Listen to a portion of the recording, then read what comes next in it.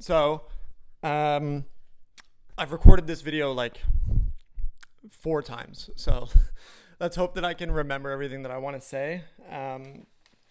So, this vlog is going to be kind of an update since it's been so long. I'll do some brief B-roll of the home gym, the changes that I've made and the stuff that I've acquired for my back health as well as my exercise goals. And then I'm going to go over a VO2 Max and DEXA scan that I did a week ago. It revealed some pretty interesting stuff about my body composition.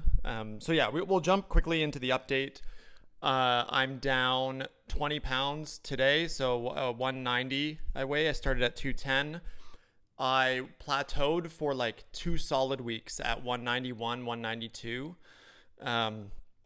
And this morning I hit 190.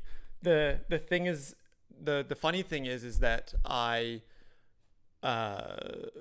last 2 weeks, I haven't been cutting as hard as prior weeks. So I think prior weeks, there were days where I was only having 1,200 to 1,500 calories in a day. And for the last 2 weeks, I've been eating probably 2,000 calories a day, maybe a little under 2,000 calories. And that includes like some wine. I had a beer 1 week. So I think probably I'm averaging 1 to 2 drinks a week. I'm still eating 3 square meals a day, no additional snacking, which was the problem before. And then we are supplementing a lot of protein. So I'm taking casein protein shakes daily, along with protein bars, pre-workout and stuff like that.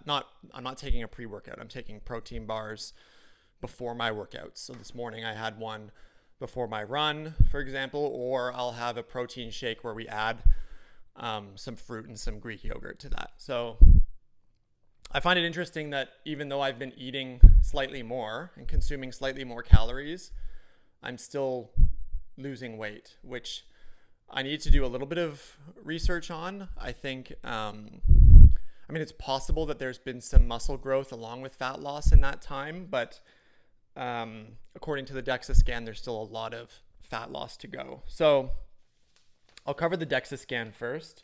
For those of you who don't know, it's like an X-ray machine that scans you like a printer. So it's like a printer head that kind of goes over your body like this, and it scans you.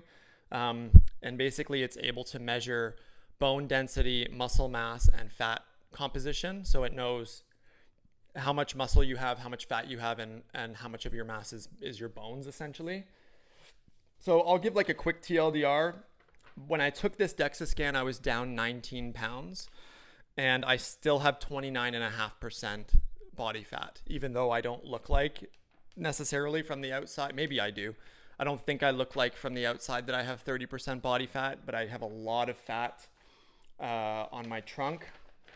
And for example, I'll show a little screenshot as well of this. It shows you a whole scan of your body separated down into your fat and your muscle.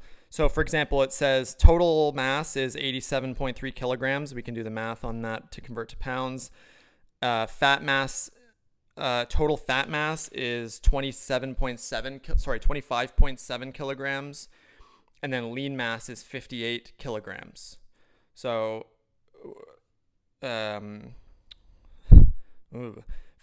percentage of fat over percentile, it says I'm 99th percentile. That doesn't make sense. Anyways, yeah, so I've got 29.5% body fat still, and I would love to get my goal is to get down to 15% body fat, and I can't do that by just cutting. Like that would take me down to 160 something pounds, which I haven't weighed since I was twig thin at 14 years old. So maybe not 14, maybe 15 or 16. The goal really is to get down to 15% body fat, like I said, and take another one of these DEXA scans in 6 months and see kind of where I end up. The other cool thing that it tells you is your bone density and like where you are in terms of your T-score and Z-score. That's kind of how you relate to other people, your age and gender. Interesting thing is that I have a 97th percentile for bone density. Didn't know that. I've never broken a bone before in my life, so it's possible that that's a contributing factor, and that's probably mostly genetic for me at least. Yeah. So the DEXA scan, yeah, it told me that I'm still fat. The intent behind taking the DEXA scan was really to just get a baseline. So I wasn't intending on having any sort of like revolution on the process that I've been through so far, but it was mainly to get a baseline. So I plan on doing this again in 6 months, and hopefully I'm down to like, I don't know, 20% by then. We'll see. Maybe that's a lofty goal. The other thing that I did was a VO2 Max test. So obviously nobody knows this because my channel doesn't have a lot of views, but I have asthma. I've had it my whole life, and typically it's been exercise induced, and I've been since the beginning of this challenge, I've been running a lot. So for example, today I ran a little over 4K, and I do that probably 3 or 4 times a week. So I've been working a lot on my endurance. So for those of you who don't know, VO2 Max is where you essentially wear this super restrictive mask that suctions to your face and has a tube coming out of it. And that tube runs into a box. And this box measures the amount of CO2 that you breathe out and the amount of oxygen that you breathe in. And it essentially measures how efficiently your body uses oxygen. So asthmatics typically will have a reduced VO2 max by default, so they're kind of at a disadvantage. And then obviously if you don't have good heart health, your VO2 max will be lower. So considering I came from, I don't know if that's true. I was going to say I came from a completely sedentary lifestyle. I was mostly sedentary, and but I had played and reffed hockey for my entire life up until now as well. So I've essentially just been slowly getting fatter and fatter while doing minimal amounts of cardio and legs while I ref. So I'm used to skating for long periods of time, and I've always had decently strong legs. Obviously, I have a completely inadequate and weak upper body, but my lower body's been good for a while, which is kind of reflected in this, and cardio. So which is kind of reflected in this VO2 Max test. So based on my DEXA scan, I'm fat essentially on their scale, but my VO2 max is at 41 essentially, 40.9, but I'm going to round up a little bit to 41, assuming that I can get like 10 more steps in on the treadmill, which is on the low end of good on this scale. What else the VO2 max test told me though, was it broke down all of my heart rate zones. So for those of you who don't know, you generally have, when we talk about zone 2, zone 3, zone 4, zone 5, those are different cardio levels. So your body utilizes different sources for energy when your heart is pumping at different BPMs. And the Apple Watch and your exercise programs and all that stuff sort of just guesses where the average person's zones are. But with a VO2 max test, you get your accurate heart rate zones. So what I discovered is that I was running too fast. I was running in the anaerobic range basically all the time, which is fine for different reasons. But if you want to prioritize fat loss or different types of exercise, you need to be running in the aerobic range as well to improve endurance, etc. So basically what I've learned is that I need to adjust all my heart rate zones. The nice thing about the Apple Watch is that you can set your individual heart rate zones in the health app or in the exercise app, one of those two apps, and then have notifications show up when you're exercising in those zones. So if you're running too fast, the watch will tap you on the wrist and say, hey, you're out of zone 3 or whatever zone you set for this particular workout, which is cool. So yeah, that's the VO2 max. I think that was probably the most valuable and eye-opening for me. Again, I plan to do this in another 6 months. I'm hoping that I can get to probably I'd like to get to 50, and according to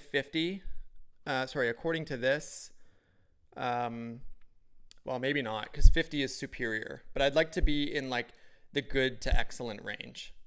And I think I'm kind of tracking in that direction. So yeah, I've got some screenshots of these. Hopefully you've already seen them fly by. The DEXA scan and the VO2 Max test were really good. I'm going to continue to do those.